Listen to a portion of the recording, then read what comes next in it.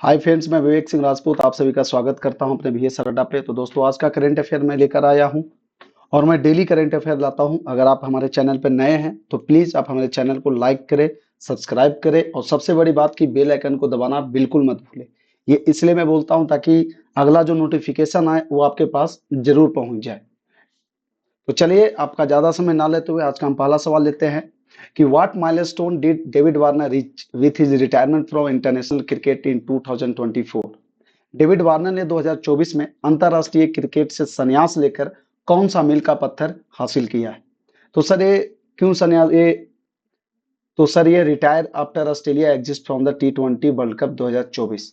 मतलब कि जब ऑस्ट्रेलिया क्या था सर कि ऑस्ट्रेलिया क्वालिफाई भी नहीं कर पाया, ठीक है, तो ये बाहर हो गया। इस वजह से ये कहा कि ये रिटायरमेंट ये ले लिए। थोड़ा सा इनके बारे में देख ले। Australia's David Warner one of cricket's greatest batter retired from international cricket following Australia exit from the T20 World Cup 2024।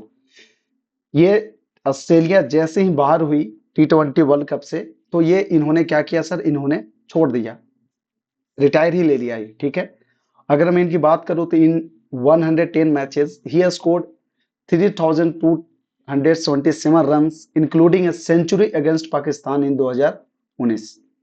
He has had a prolific franchise T20 career, especially in the IPL, and in 2021 he became just the fourth batter to pass 10,000 runs in T20। कहने का मतलब है कि इन्होंने IPL भी खेला और ये दुनिया के चौथे बल्लेबाज बन गए हैं जो कि 10,000 रन बनाने वाले एक खिलाड़ी भी बन चुके हैं। चलिए अगला देखते हैं। Which country has recently been granted the status of major non-NATO ally by the United States? हाल ही में संयुक्त राज्य अमेरिका ने किस देश को गैर नाटो सहयोगी MNNA का दर्जा दिया है? तो दोस्तों, इसका राइट आंसर हो जाएगा कतर। क्या हो जाएगा सर? कतर। अब मैं थोड़ा इसके बारे में आपको बता दूं कि the United States has granted Kenya the status of major non-NATO ally MNNA, enhancing bilateral defense, trade and security operation। MNNA designation offers privileges in defense, trade and security cooperation without entailing security commitment from the US। कहने का मतलब हुआ कि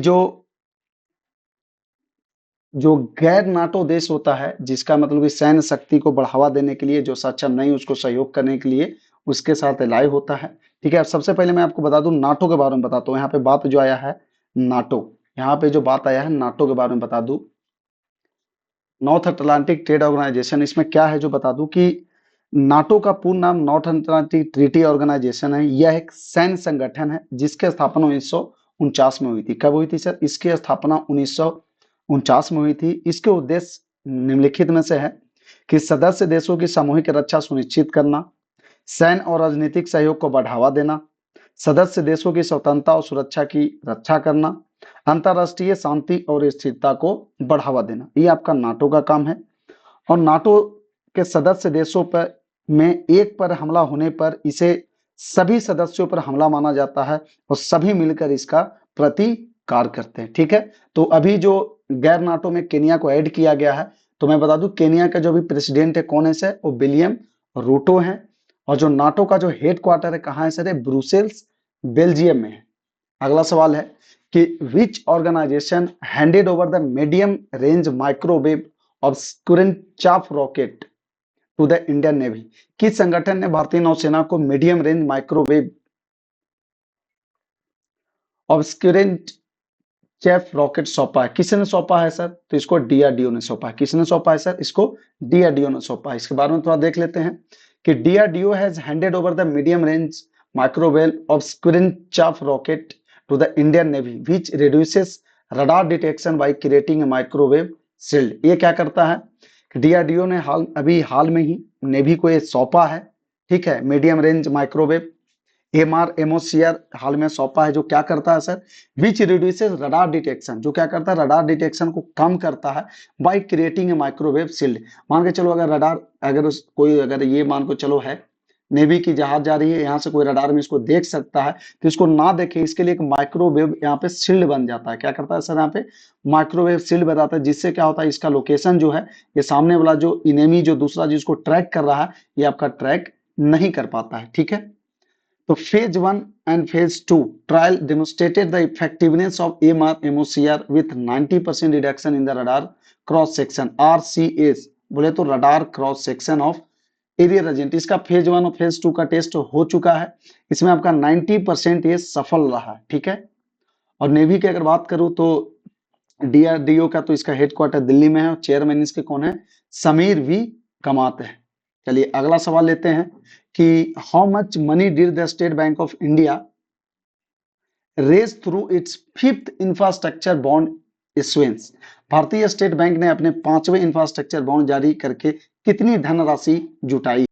तो sir इसका जो right answer हो जाएगा वो आपका 10,000 करोड़ हो जाएगा। थोड़ा इसके बारे में आपको बता दूं कि state Bank of India SBI raised rupees 10,000 crore through its fifth infrastructure bond issuance. The country's largest lender raised the fund at a coupon rate 7.36%. SBI reported an overwhelming response to its issue, receiving bids exceeding rupees 19,084 crore, oversubscribing the base issue size of rupees 5,000 crore by approximately 4 times। कहने का मतलब कि इसने 5,000 का target रखा था, लेकिन इसको कितना कर पाया बीड सर, तो ये 19,884 करोड़ ये बीड जनरेट किया। अगला सवाल है कि असम में बच्चों को उपलब्ध कराए जा रहे school in a box kit का उद्देश्य क्या है। तो सर इसका जो राइट आंसर हो जाएगा वो हो जाएगा B, to ensure continuity of education. School in a box, इसके बारे में थोड़ा चर्चा करते हैं। तो ये क्या है सर, तो flood affected children in Assam will receive school in a box kits in model relief camps to ensure continuity of education amid disaster impact. मतलब कहने का मतलब हुआ कि जो फ्लड अफेक्टेड जो वहां के बच्चे हैं, आसाम में जो फ्लड आया था, तो असम में जो फ्लड जब आया था तो वहां के जो बच्चे थे उनका पढ़ाई लिखाई चलता रहे, तो जो जहां पे रिलीफ कैंप में रह रहे थे तो उनका डिजास्टर की वजह से पढ़ाई पे कोई इंपैक्ट ना पड़े, इसके लिए स्कूल इन बॉक्स क्या किया गया सर, शुरुआत किया गया। ठीक है, UNICEF designed child friendly space CFS child friendly space kits will provided in 167 relief camps to support children age 6 से 18। यूनिसेफ ने CFS क्या क्या डिजाइन किया है, चाइल्ड फ्रेंडली स्पेस। ये क्या करेगा सर, प्रोवाइड करेगा कितना, तो 167 रिलीफ कैंप को, जिसमें सपोर्ट किसको मिलेगा सर, तो 6 साल से लेकर जो 18 साल तक के बच्चे हैं उन सभी को पढ़ाई जारी रख सकता है। इसके लिए इन्होंने ये चाइल्ड फ्रेंडली स्पेस डिजाइन किया। ठीक है, किट एक तरह CFS किट बोलते हैं इसको। ठीक है, these kits focus on protection,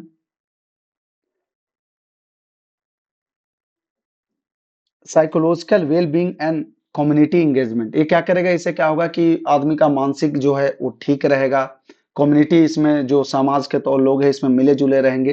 the kits include all learning material, इसमें जो किट है तो CFS किट है, इसमें जितना भी पढ़ाई से रिलेटेड मटेरियल के सारा इसमें क्या है सर, अवेलेबल है। अगला सवाल है कि CSE रिपोर्ट के अनुसार उत्तर प्रदेश भारत के कितने प्रतिशत CBG का संभावित उत्पादन कर सकता है। तो सर ये जो संभावित उत्पादन कर सकता है कितना कर सकता है, तो सर ये 24% कर सकता है। थोड़ा इसके बारे में फैक्ट देख लेता हूं। CSE report indicates Uttar Pradesh could produce 24% of India CBG with strategic areas like Muzaffarnagar, Meerut and Saharanpur playing a key role due to abundant feedstock. Uttar Pradesh bioenergy policy, which includes rupees 750 crore funding, subsidies and leasing options for CBG projects from 2020 to 2027 underlines its leadership in the sector। अब को लगा होगा कि sir ये क्या क्या बोल दिया, तो मैं थोड़ा सा आपको बढ़िया से समझा देता हूं इसके बारे में।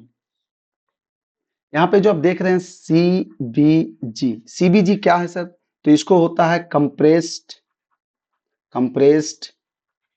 बायोगैस। ये क्या होता है सीबीजी सर?